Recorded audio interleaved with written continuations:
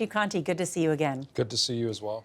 There's a nearly 20,000 deficit of police officers nationwide. Why do you think that is?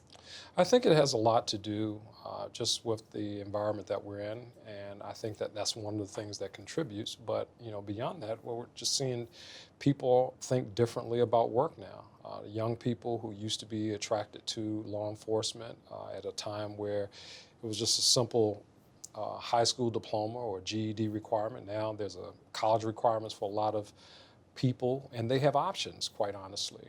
There's a shortage of police officers, there's shortages of nurses, there's shortages in all kinds of fields. And I think that we just have not been spared in that, but the climate that we've experienced over the last several years has certainly contributed, I believe, heavily to the shortage that we see. Is it true that the MPD is facing the worst staffing shortage in more than half a century? Yes, that is correct. Right now, we're just about at 3,355 officers. When I took office in January of 2021, we were at 3,800 officers. So that is a significant reduction in the number of officers that we have currently on staff. So it has caused us to really be creative in terms of how we deploy our resources. We've used over 1 million hours of overtime every year for the last 3 years to really compensate for that, but that's not something that's really sustainable. The worst staffing crisis for the MPD in more than half a century. How much less safe does that make us? So I think that it has just caused us to think differently about public safety. For example, in spaces where we would just generally have law enforcement officers addressing issues, we've had to take a whole of government approach to make sure that our communities are safe, to make sure that we have police officers and mental health workers, and some things where there's no police officer that's actually needed. Who else in government can handle some of those tasks so that our law enforcement officers can really focus on the very important issue of fighting crime in our communities and making our communities and visitors feel safe in the nation's capital. It's not a funding issue, so why can't you hire enough police officers? So it is not a funding issue at this point, but the issue is, it really is just the climate that we're in right now. What do you mean when you say climate? When I say climate, you go back about 3 years or so where, it's not popular to be a police officer. People are talking about defunding the police. People are talking about, well, we don't need that many police officers. And here we are kind of 3 years later where I don't think everybody's necessarily singing that same tune. I think that people are thinking that maybe we kind of jumped the gun in that space. Maybe we need to think differently. Maybe we need this and that approach as opposed to this or that. And what I mean by that is we need whatever these other things are, and we need our police officers. And we can't, substitute our police officers to keep communities safe. And that's something that's standard, I believe, all across our country. The police union says that since 2020, 45% of officers who have left the force resigned. So on average, we lose about 300 officers a year here in the nation's capital, but that is not uncommon. So we lose officers for resignation, for termination. We lose officers who retire. The thing that was significant for us here in Washington, D.C. is that we went a year, and that was a result of policy decisions that were made, but we went a year where we didn't hire officers. So in that environment where you're not hiring officers, and while you're not hiring officers, we're already in a retirement bubble, those things really kind of compounded the problem, which is why we find ourselves in the position where we are now. I guess I'm wondering if that's tied to a number of these issues that we talked about, which is, one, the political climate, tough on law enforcement, extra scrutiny. Is that one of the reasons that police officers are resigning? I think it certainly is in various communities. I mean, I talk to police chiefs all across the country, and certainly it is a contributing factor. It's not the only factor, but it definitely is a contributing factor. There have been some high-profile cases in the media about police misconduct. Absolutely. There's been some horrific cases involving police misconduct, cases that quite honestly, police officers find deplorable to see someone else who wore a badge and tarnished the badge by their actions. Those actions of police officers, whether it's 5,000 miles from here, 1,000 miles from here, certainly have implications here in the nation's capital and have implications in police agencies all across the world. I was just recently talking with some police leaders from other countries, and they were talking about how things that happen here in the States impacted their country countries when we saw police misconduct here in the United States. But that attention on these cases of misconduct and those high-profile cases like George Floyd, Breonna Taylor, I could go on. Those have hurt the integrity and the reputation of many police departments. Absolutely. Absolutely. And, and I will tell you that, if you talk to, good police officers in any agency, those things are, they're despicable cases. And while there may be some instance, and maybe this is not your police department in your community where you had that issue and the issue happened over there, there's still an impact in those communities all across America, which I think really speaks to the importance of how important our law enforcement officers are to the communities that they serve.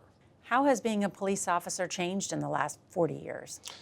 There have been some differences in terms of where we are, but I think the important thing that law enforcement agencies have to really focus on is really focusing on ways to connect with communities. That is really where the power and the legitimacy for our law enforcement officers, that's where it rests. It rests with the communities that we serve every day, and we have to be intentional in that space, forming those relationships. We have to be intentional in that space, building up those communities where we serve, because if we don't have legitimacy there with the people that we serve, then people will believe that, we don't need the police. And that's not the space where we need to be. Communities that I touch all across the nation's capital, what I hear from residents is, we want to see you in communities, but they want the best police service that they can get. And that's important to the citizens here in the district. DC crime is on the rise, right? So DC crime, and that has to be put in context. When you talk about DC crime, we ended last year with a reduction in crime, a reduction in violent crime, a reduction in homicides, and a reduction in overall crime here in the city. When we look at the first quarter of this year, we have seen an uptick in crime. For violent crime, we've seen an uptick of about 7% right now, and for property crime, where it's the most significant increase, we have seen an uptick in that space as well. But that is very consistent with what we see on a national level with respect to property crime, specifically in the area of stolen automobiles. You may have heard that across the country, this issue with Kias and Hyundais, the district was not spared in that space, neither were our surrounding jurisdictions. But right now, there has been a slight bump in the first quarter of the year. We have the data right here from your website about DC crime. All crime up 25%, murder up 24%, motor vehicle theft up 107%. What's going on in our nation's capital? When you talk specifically about the violent crime, early in this year, we had a couple of cases where we saw individuals, just shooting people, shooting each other for no reason, individuals who are unable to resolve disputes, simple arguments that turn into homicides. Why? Because people have access to illegal firearms. And when they have access to illegal firearms, they use them, unfortunately. So when that number really breaks down, when you, aside from percentages, when you really break that number down, we're about 14 more cases this year so far than where we were at the same time last year. How is it that the nation's capital has one of the highest crime rates per person in the entire country? I think that those types of things, you have to look at them in context. When you talk about crime, if you look at Washington, D.C.'s crime, and you compare it to where we've been over the course of the last 5 years, of course, the last 15 years, actually, there's a difference in where we were. The increase has been in the space of homicides, as an example, but robberies, for example, is probably half than what we had 10 years ago. So I look at it through the lens of, You're saying we're up 2023 compared to 2022. That's correct. But if you look over the last decade, yes, ma'am, we're doing better? Yes, ma'am, that is correct. If you look at it over the last decade, we are doing better. When I talk to community members about crime, it's not so much about what the number is. For me, it's about how people feel about crime. If we have community members in our city, wherever they happen to live, who don't feel safe, that tells me we got plenty of work left to do. People are afraid. People are afraid. And when people are afraid, that tells me, again, that commits me to doing the job that we do to make our community safe. If we have any one homicide, that's one homicide too many. If it's your child, if it's your neighbor's child, those things are the things that really are the driving force behind the men and women of the Metropolitan Police Department. Despite whatever the staffing shortage may be within the agency, men and women committed to making sure that our communities are safe. Well, over the past couple of weeks, we've seen a number of cases where just simple mistakes or neighborly grievances have turned into bloodshed. Yeah, absolutely. I've been seeing that my entire 30-plus year career, and it's really one of the things that troubles me as a chief of police. It troubles me as a resident. It troubles me as a parent. When you have people who indiscriminately use firearms, that makes our communities less safe. Are you seeing more examples of people trying to handle simple disputes with guns? Oh, absolutely. We see it every day. You hear about it, or right now, because there's so much access to videos, cameras within community, some argument, some dispute, a person or two people standing there talking to each other, and within the next minute or so, that turns into a shooting because these two individuals who are known to each other had some type of dispute. Again, why a person, what is the common denominator in that space? The illegal firearm, and somebody who should not have been in possession of it is the other piece to that, who then uses that firearm, and then you have loss of life. The difference between when a person fires a gun or fires a gun at somebody, a lot of times it's a matter of marksmanship, whether or not that is going to be a homicide that we investigate, or if it's going to be an assault with a dangerous weapon that we investigate. So, those types of things really are very troubling, makes our communities less safe when you see people who are engaged in that type of activity. There have been more mass shootings in America in 2023 than there have been days. Yeah. How much do you worry about a mass shooting in D.C.? It's something that's on my mind every day while we're sitting here. It's something that's on my mind. And I think about that because you take, one person with one firearm that's capable of shooting, 100 rounds of ammunition very rapidly in a short period of time. That can happen anywhere at any time. And when we see the types of weapons that we see in communities, and we see these switches that are able to, converter switches that are able to convert semi-automatic firearms into fully automatic firearms, those are things that keep me up at night. When we were on our ride-along, we discussed keeping bad people with guns off the streets. Why doesn't that happen after you arrest them? I think it doesn't happen. Matter of fact, I know it doesn't happen because in some instances, because the way that the ecosystem is, the criminal justice ecosystem, and I've been saying for a while, I think that we have to look at our criminal justice ecosystem very carefully and examine every part of the process. And if residents, community members of a specific city, town, wherever, state, are not in agreement with what happens through that process, then the question is, what are we doing to change the process? For example, if someone gets arrested with a gun and they're out the next day, what happened with that case? Was it bad police work? Did the prosecution not happen like it's supposed to happen? Or did we have good police work and the prosecution was good, but there was some determination to release that person back to community? So I think that all of those things really have to be examined every step of the criminal justice process to really get to that answer. Whoa, whoa, whoa. People are going to say, wait a minute. You arrest somebody accused of violent crime with a gun and they're back out on the street the next day? How could that happen? It happens in communities all across America. Why? It happens all the time because of policies that are in place. In some instances, that is the case. In some instances, it could be bad police work. Some instances, it's neither one of those things. It is because there are policies in place that allow for people prior to their trial to be released back in community pending trial. And that is absurd to me. Right? Is that called soft on crime? Well, people put different labels on it. What I would call it something that just doesn't make sense for our communities. And I think that we have to look at that. If we're really serious in any community about making sure that bad guys are off our street, what allows for them to be back out in communities and fix that thing? People have tried to fix the police and fix this, fix that thing. If we want to see safer communities, the way we see safer communities, fix the thing that allows bad guys to be back out in our communities. I thought the whole idea of law enforcement was to enforce the law. It is. And when police officers enforce the law, that's only one part of that criminal justice ecosystem. It's only one part of it, because that case then again has to be prosecuted. That case then again has to go before a court. People would assume that, bad guy robbed somebody, bad guy goes to jail, bad guy is not back out in community. That's not necessarily the case.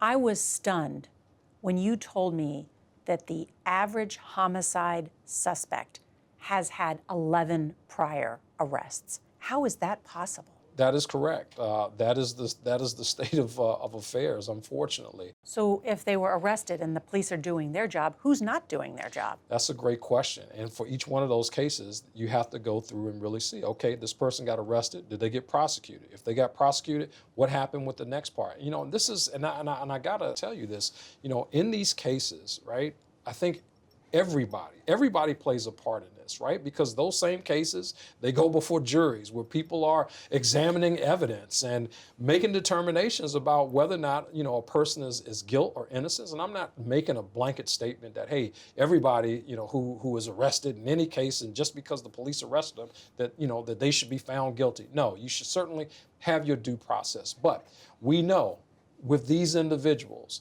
that they make our communities less safe, especially gun offenders. 68% more likely to recidivate gun offenders. Let's just focus on gun offenders and make sure that we're keeping these guys out of our communities. For the average person who is arrested for a, forgive me for saying it, like gun crime, right? How, and while they await trial in order to get out, how much do they have to pay in order to get out? DC is a no bond, so it's not, you're not paying any bond to get out. It's on your personal recognizances, or a person could be released to some type of supervision agency or something like that. So if you fired a bullet, yes, and you were arrested, yes, you would be released without bond, awaiting your trial? You could be released without having to pay a bond, awaiting your trial, yes. So it costs more to get a speeding ticket in DC than to fire a gun. I think if you look in several places around the country, that is true. I mean, you know, New York, it happened recently in New York with the changing of some laws not long ago, where they went to a system of not having to, or offenders not having to pay bond. So in those instances, because of the, you know, there's a lot of, over the years, a lot of unfairness in that space, but specifically focusing on gun offenders, I think that's a different space. I think that's a starting point for us to think differently as a country about how we treat gun offenders. When people think about mass shootings, when people think about things that happen in schools and that kind of thing, I think people think about dangerous people. I'm talking about how is it that we adjust a system, make adjustments to the system that focuses squarely on people who have demonstrated themselves to be dangerous in our communities. I'm not talking about your low-level thief. I'm talking about people, gun offenders specifically, who make our communities less safe. What can we do within the system as a country, as a nation? What can we do within the system to make things a lot more difficult for these guys to be out in the street committing crimes? It doesn't make any sense. It if there are doesn't. no consequences, why wouldn't you keep repeating that behavior?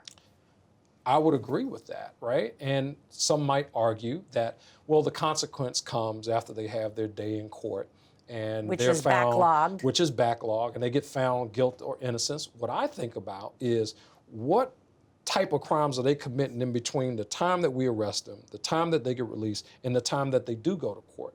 Because we see that. We see that here in the nation's capital. We see that in other cities all across our country, where individuals, while they're out awaiting their trial, they're involved in other crimes. And how frustrating is that for police officers? It is hugely frustrating. If you talk to the average police officer and they talk about, you know, the people who they see in their community, let's take it a step further. How frustrating it is frustrating for police officers. Let's talk about community members for a minute, right? A community member who decided that they wanted to cooperate with law enforcement. They wanted to say, hey, I saw that guy with a gun, right, whatever, and then after the police arrest that person, et cetera, and they go through the judicial process, you see that person back in your community a day later, 2 days later. How frustrating is it for community Well, members? not just frustrated, you might be scared. Yeah, you might be scared. Illegal firearms, ghost guns, Glock switches.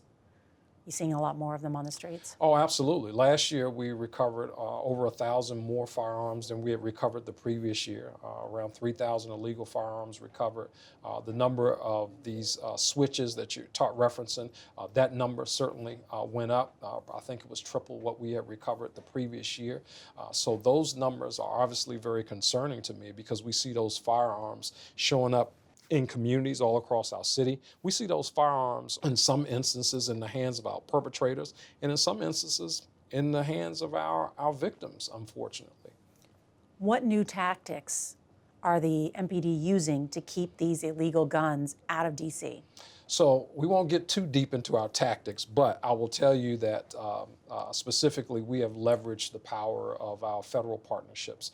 That has been very key here in Washington, D.C. When we talk about 3,000 illegal firearms in a city this size, that didn't happen just because of the Metropolitan Police Department. We recovered a lot of those guns, but we've leveraged our federal partnerships with ATF, with FBI, with DEA, in an effort to make sure that we are focusing in on guns, however they happen to enter our city, and whoever happens to be in possession of them. So the ATF, for example, can assist us with gun trafficking cases, guns that show up in DC, New York, et cetera. They are the partners that really help us in that space. So leveraging that federal partnership has been a really, really key tactic for us, because we see in prosecution, federal prosecutions, in a lot of those cases that are very helpful to us. What do you say to a D.C. resident who was carjacked and decided to move out of the city? I would hope that people consider Washington, D.C. a safe city overall. But if there's any one person who moves out, any one person who doesn't feel safe, again, we still got a lot of work to do. We still got a lot of work to do in that space. Someone who's carjacked and we catch the person, got to make sure that we're holding people accountable when they do things like that in our communities. Those are the things that add to public safety, accountability. And a lot of times people don't want to talk about accountability and what that needs to look like. It needs to look like something that happens that changes the behavior of people so that people think twice about carjacking. And a lot of times what we're seeing right now all across our country, we're seeing our young people involved in carjackings. I mean, it's almost scary. I looked at the numbers of last year for the number of young people that we arrested for carjacking. I mean, the number was staggering. Over 100 young people arrested for carjacking last year. Those are arrests. Those are the cases that we know about. In some instances, had committed more than one carjacking. And again, it's a trend that we're seeing all across the country. Chief, thank you so much. My pleasure.